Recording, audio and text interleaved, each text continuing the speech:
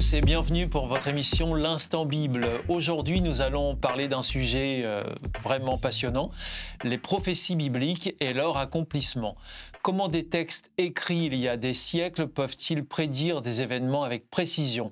Pour en parler, eh bien, j'ai le plaisir d'accueillir, comme souvent, les pasteurs Pascal Rodet, bonjour. Bonjour Stéphane, bonjour. Et Philippe Leduc. Bonjour. Bonjour, merci messieurs d'être avec nous, bienvenue. Alors, première question, pasteur Philippe Leduc, pour nos auditeurs qui découvrent le sujet, qu'est-ce que c'est qu'une prophétie exactement ? Alors, peut-être il faut donner la notion de prophète. Ensuite, découlera la prophétie. Un prophète, c'est quelqu'un qui parle de la part de Dieu, tout simplement. Donc, prophétie, c'est le contenu de ce qu'il va dire. Et on rajoute souvent le terme biblique pour vraiment identifier de quelle prophétie on parle. Donc, on parle là de textes qui sont issus de la Bible et pour lesquels on a une attention particulière parce que pour des croyants, elles ont un message très important pour nous, puisque une prophétie, si c'est une vraie prophétie, elle est censée se réaliser. Donc on va étudier, maintenant qu'on est beaucoup d'années après, voir en quoi certaines prophéties se sont réalisées, dans quelles circonstances, comment ça s'est fait. Et c'est ce qui va donner du poids et de l'assurance au fait que cette personne est vraiment un prophète. Si c'est un vrai prophète, alors ce qu'il va dire doit se réaliser. Et en quoi c'est différent de la divination, de la voyance, de l'astrologie ? On n'est pas dans le même système parce que tout ce qui est magicien, voyance, tout ça font appel à du surnaturel. Les croyants pensent que ce n'est pas la même source vraiment d'inspiration. Donc en effet, la parole biblique nous dit plutôt de nous éloigner de cet autre style de prophétie, parce qu'elles n'ont pas justement la même source d'inspiration. Après, on peut prendre un texte qui nous parle de prophétie, et je pense qui nous éclaire bien ce sujet, c'est dans 2 Pierre, chapitre 2, je prends le chapitre 1, verset 21. « Personne n'a jamais communiqué une prophétie par sa seule volonté, mais c'est avec l'aide de l'Esprit Saint que des gens ont parlé de la part de Dieu. » Donc là, on fait bien référence à qui me parle, parce que j'ai dit que c'était quelqu'un qui parlait de la part de Dieu. Donc l'important, c'est au-delà de qui va transmettre le message, mais qui est à l'origine du message. Et ce texte me dit bien que l'origine de ce message, pour des prophéties bibliques, c'est l'Esprit Saint. C'est-à-dire, c'est Dieu lui-même qui va inspirer ces gens pour transmettre des messages, non pas seulement aux prophètes, mais à toute l'humanité. Tous ceux qui voudront bien écouter le prophète. Et alors, pasteur Pascal Rodet, la question qu'on peut se poser, c'est est-ce que dans l'évangile de Jean, puisque c'est le livre de la Bible sur lequel nous nous sommes arrêtés depuis quelques émissions maintenant, est-ce que dans cet évangile de Jean, eh bien, il est fait écho à des prophéties qui se trouvent dans la Bible, notamment dans l'Ancien Testament ?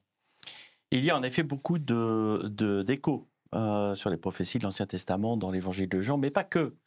D'abord un peu le contexte général.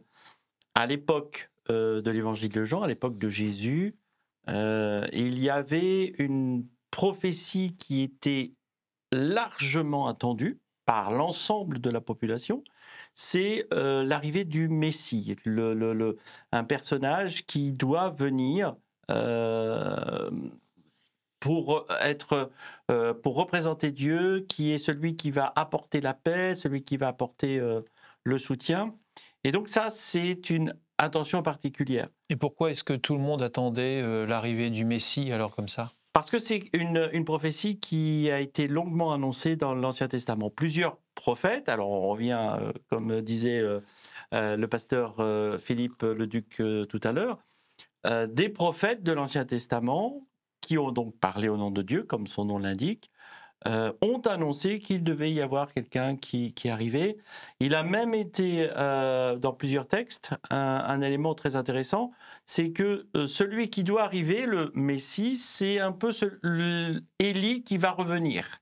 Donc Élie est un grand prophète dans l'Ancien Testament, reconnu par l'ensemble du peuple juif.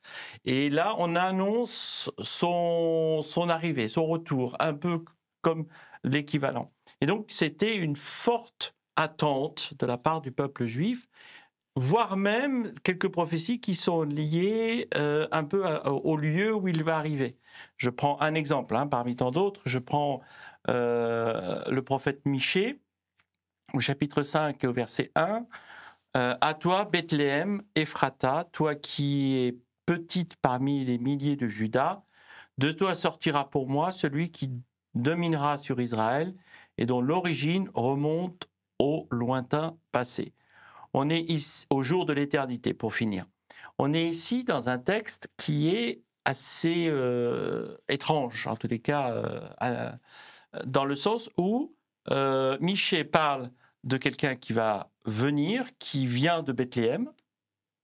L'origine est de Bethléem, mais son origine est même remonte au lointain passé, à l'éternité. Ça veut dire que c'est quelqu'un qui est vraiment au-delà du simple homme de la population en général.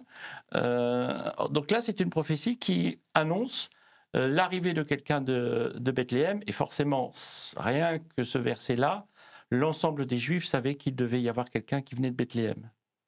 Et donc, l'évangile de Jean fait écho à ces prophéties? L'évangile de Jean fait écho à ces prophéties.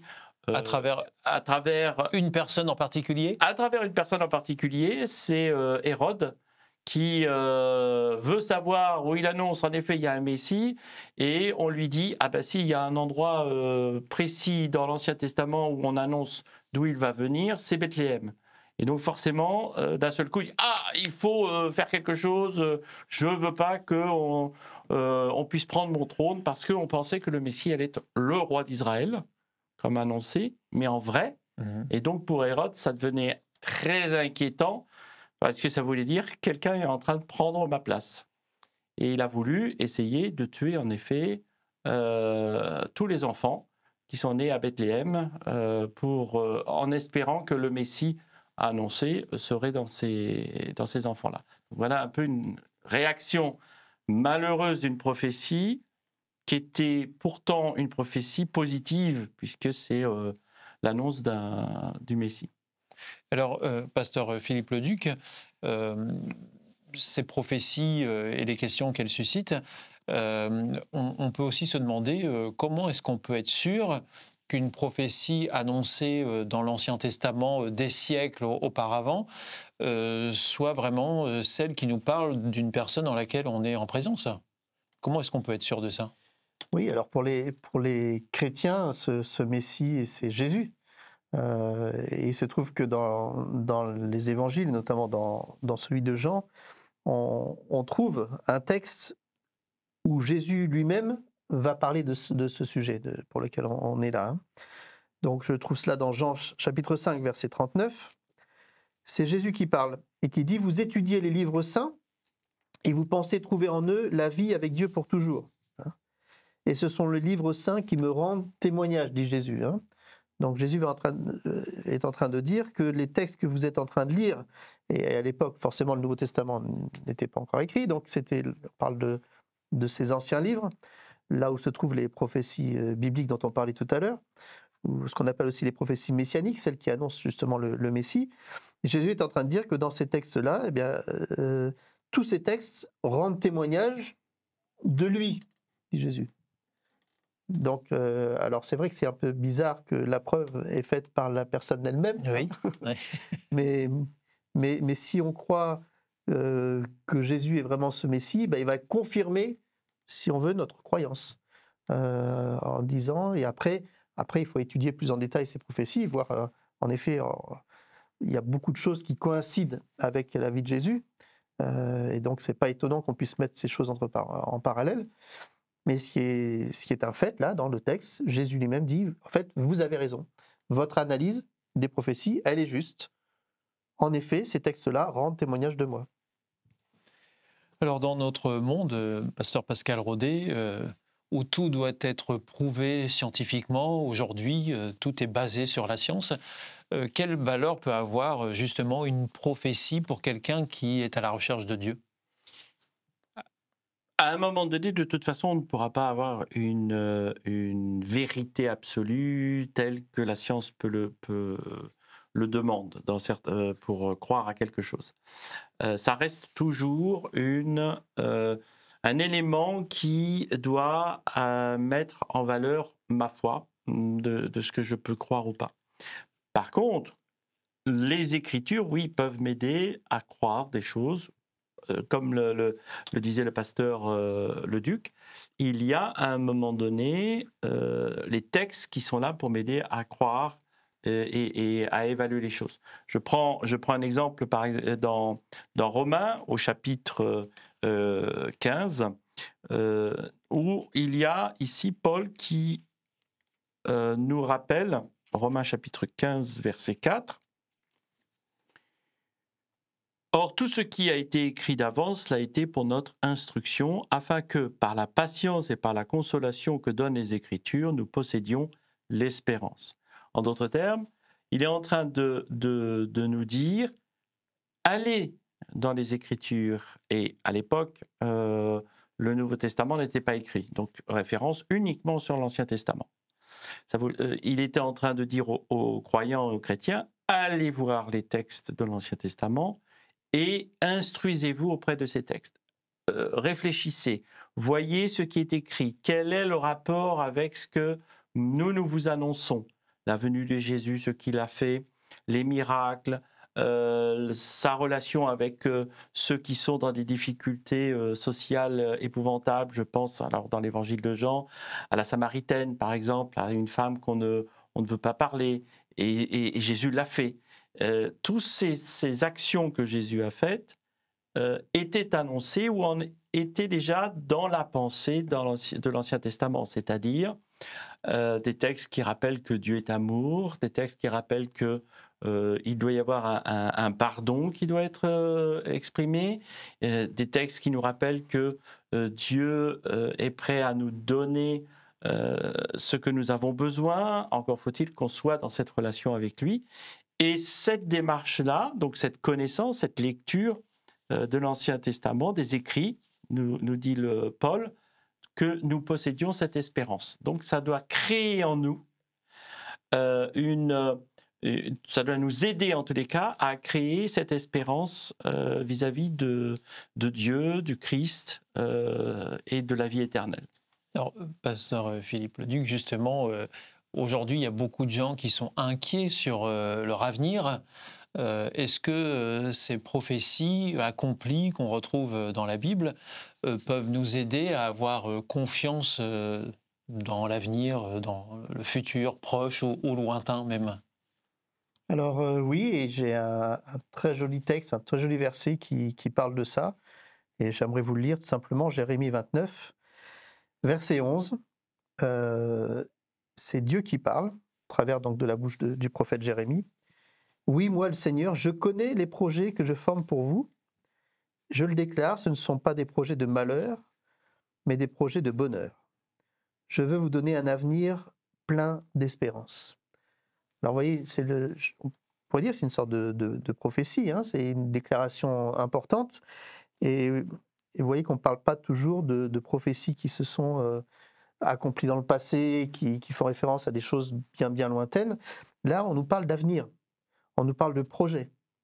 Et on nous dit résolument que les projets, l'avenir qui est devant nous, et on parle de projets individuels, hein, de bonheur individuel, voilà ce que Dieu déclare, je connais à l'avance, ça c'est la prérogative de Dieu, il sait d'avance les choses, et il nous dit aujourd'hui que voilà, face à toi, devant toi, il y a des belles choses qui vont arriver, réconforte-toi aujourd'hui, même si aujourd'hui ça va peut-être difficilement, il y a des belles choses à venir. On a une idée des belles choses, il y a des précisions qui sont données sur ces belles choses?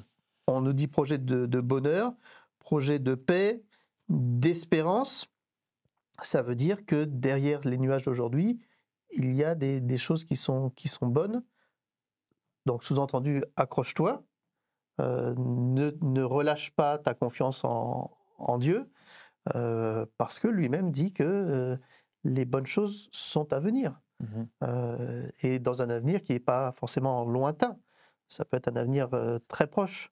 C'est ce qui fait l'espérance, la foi d'un croyant, qui fait que pour les non-croyants, peut-être qui observent ces gens-là, ils disent « Waouh, je ne sais pas comment il fait pour traverser ces épreuves. Moi, je ne m'en sens pas capable. » Et le croyant en face va lui dire « Mais ce n'est pas de mes propres forces.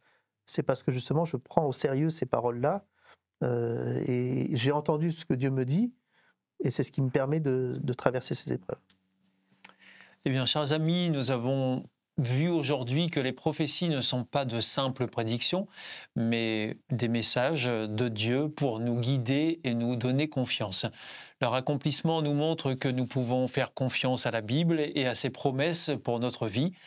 Et si vous-même, eh bien, vous souhaitez approfondir ces prophéties qui se trouvent dans la Bible, nous avons le plaisir de vous proposer gratuitement une Bible grâce à notre partenaire Hope Bible. Pour l'obtenir, il vous suffira de la demander à l'adresse qui sera mentionnée juste après. Merci à nos deux pasteurs, pasteur Philippe Leduc et puis Pascal Rodet, d'être avec nous sur ce plateau régulièrement et de l'avoir été encore aujourd'hui.